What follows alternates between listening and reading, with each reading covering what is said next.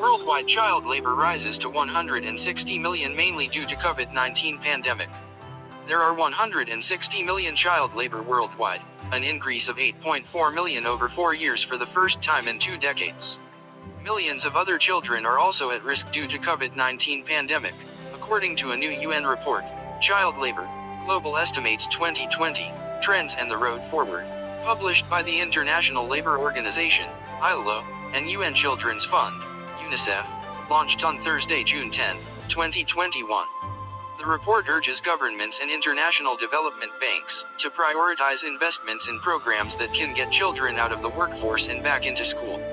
We need to tackle the root causes.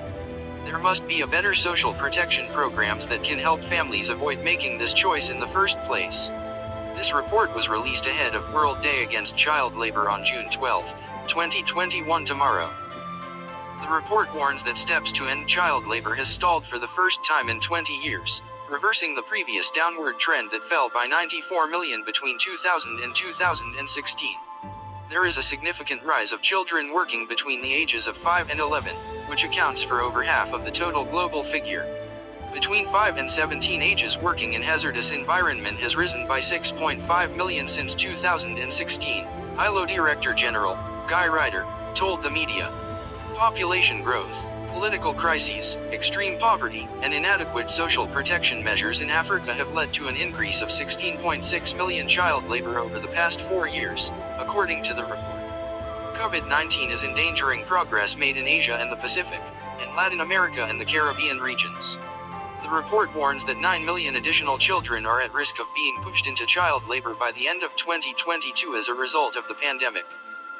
School closures caused by COVID-19 has pushed the children already obliged or forced to work, working longer hours or under worsening conditions. While job and income losses among vulnerable families may push many more into the worst forms of child labor. Into the second year of global lockdowns, school closures, economic disruptions, and shrinking national budgets, families are forced to make heartbreaking choices, UNICEF Executive Director Henrietta Fore told media. To reverse the upward trend, ILO and UNICEF are calling for adequate social protection, including universal child benefits, increased spending on quality education and getting all children back into school, including those forced out before COVID-19, and investment in child protection systems, rural public services and livelihoods. The following are the report findings. The agriculture sector accounts for 70% of children in child labor, followed by 20% in services and 10% in industry. Nearly 28% of 5 to 11-year-olds and 35% of those aged 12 to 14 in child labor are out of school.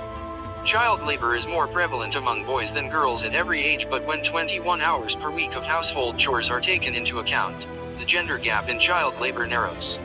Child labor in rural areas stands at 14%, or nearly 3 times higher than the 5% in urban areas. All countries need to redouble their efforts in the global fight against child labor by making concrete action pledges.